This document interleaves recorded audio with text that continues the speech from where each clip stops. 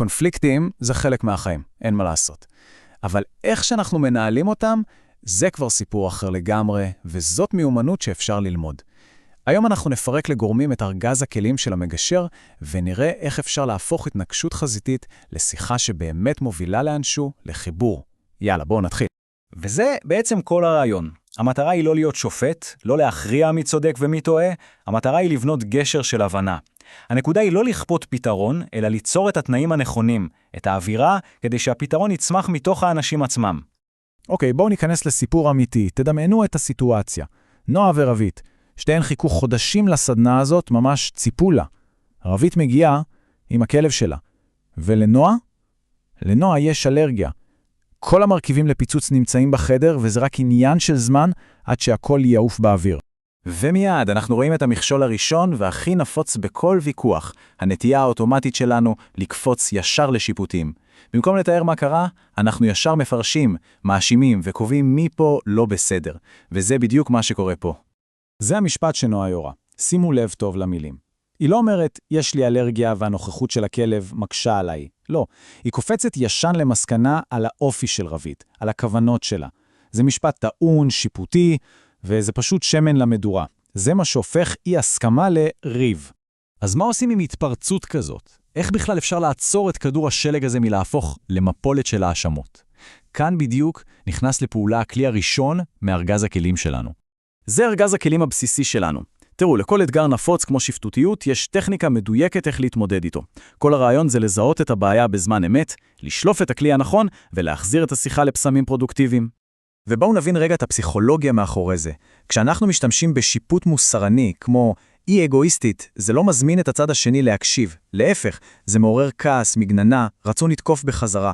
ברגע שתקפנו את האופי של האדם השני, סגרנו למעשה כל דלת לחיבור או להבנה.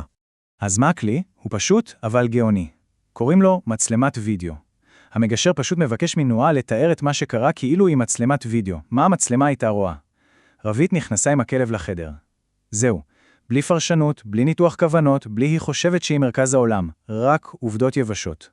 הפעולה הפשוטה הזאת מורידה את הלהבות ומאפשרת סוף סוף להתחיל לדבר על מה שבאמת קורה. אוקיי, הורדנו את הלהבות, עברנו את המכשול הראשון. אבל זה לא נגמר שם. עכשיו מגיע האתגר הרבה יותר עדין ומורכב. הנטייה שלנו היא לדבר על מה שאנחנו רוצים שיקרה, על הפתרון הספציפי שאנחנו רואים, במקום לדבר על הצורך העמוק יותר שיושב מאחורי הפתרון הזה. תראו את ההבדל, זה שחור ולבן. הבקשה של נועה היא דרישה, פקודה, אין פה מקום למשא ומתן. התשובה יכולה להיות רק כן או לא. אבל מה הצורך שלה? הצורך הוא משהו הרבה יותר עמוק, הרבה יותר אוניברסלי. ביטחון, נוחות, ריכוז. כל אחד יכול להתחבר לזה. ושוב, אנחנו חוזרים לארגז הכלים. גם למצב הזה יש כלי יהודי. המגשר לא נתקע על הבקשה הנוקשה. הוא שואל שאלה שמקלפת את השכבות, משהו כמו, נועה, כשאת מבקשת להוציא את הכלב, זה בא מהמקום שחשוב לך להרגיש פה נינוחה ובטוחה? הוא בעצם חושף את הצורך שמתחבא מתחת לדרישה.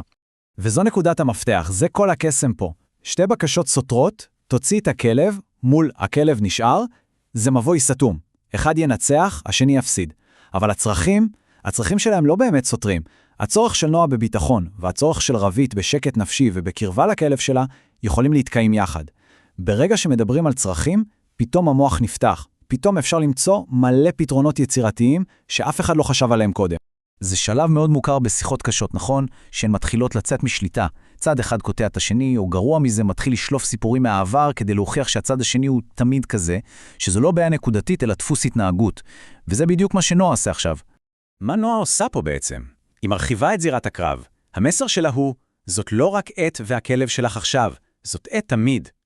זו טקטיקת הסלמה קלאסית. היא מנסה לגייס ראיות מהעבר כדי לחזק את הטיעון שלה, אבל מה שזה עושה בפועל זה רק לגרום לרבית להתפצר ולהתגונן עוד יותר. אז מה המגשר עושה? הוא לא מתעלם ממה שנועה אמרה, זה היה גורם לה להרגיש שלא שומעים אותה, אבל הוא גם לא נותן לה לגרור את כל השיחה למקום אחר. הוא משתמש בטכניקה שנקראת סימניה. הוא אומר משהו כמו, נועה, אני שומע שזה נוגע בנקודות כואבות נוספות, וזה חשוב. אני מבטיח שנשים את זה בצד כמו סימניה בספר ונחזור לזה. כרגע בואי נתמקד רק במה שקורה עם הכלב עכשיו. הוא מכיר בחשיבות, חונה את הנושא בצד ומחזיר את הפוקוס.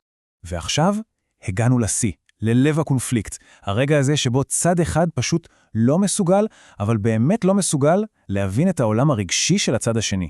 הפער ביניהם נראה כמו תהום שאי אפשר לגשר עליה. זה קיר בטון. מבחינת נועה, כל התגובה של רבית היא חסרת פרופורציה. מה הסיפור? זה רק כלב. מבחינת רבית, נועה מפגינה אטימות וחוסר רגישות מזעזע. הן חיות בשתי מציאות רגשיות שונות לחלוטין. איך בכלל מתחילים לגשר על פער כזה? אפשר לחשוב שפה זה נגמר, שאין מה לעשות. אבל לא. גם לאתגר הזה, שנראה בלתי אפשרי, יש כלי יהודי בארגז הכלים. המצב הזה שבו צד אחד פשוט לא קולט את השני, הוא מצב מוכר, והטיפול בו דורש כלים קצת יותר מתקדמים. זה מהלך מבריק, שימו לב לתהליך. המגשר לא מתווכח עם נועה, מה פתאום, זה כן חשוב. במקום זה הוא מציע לה תרגיל מחשבה. נועה, בואי נעשה ניסוי קטן רק לרגע. בואי נדמיין שבמקום המילה כלב, רבית הייתה אומרת ילד קטן שאין לה סידור בשבילו. את לא צריכה להסכים איתה, רק לנסות להתחבר לתחושה שלה בבוקר. הוא עושה הפרדה קריטית. להבין את הרגש זה לא אומר להסכים עם הפתרון. ההפרדה הזו היא מה שמאפשר לנועה להסכים בכלל לנסות. וזה עובד. בום. ברגע שנועה עושה את התרגיל המחשבתי הזה, ומצליחה להתחבר לחוויה משלה, הציפייה הארוכה על הסדנה, משהו בקיר הבטון נסדק. היא עדיין לא מסכימה עם רבית, אבל היא בפעם הראשונה מתחילה להבין אותה. הכעס השיפוטי מתחיל לפנות את מקומו לחמלה אנושית בסיסית.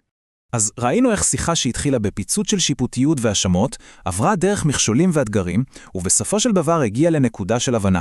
בואו נסכם זריז את הכלים שאפשרו את המסע המורכב הזה.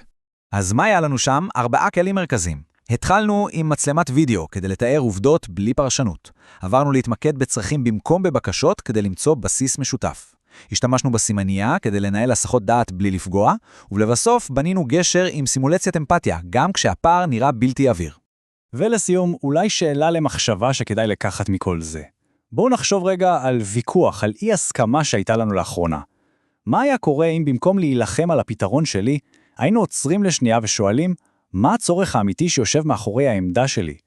ומה הצורך האמיתי שיושב מאחורי העמדה של הצד השני? יכול להיות שכל השיחה הייתה נראית אחרת. כל הניתוח הזה מבוסס על החומרים והעבודה המעולה של מדברים באמת, שמתמחים בדיוק בזה, בתקשורת מקרבת. תודה רבה שהייתם איתנו.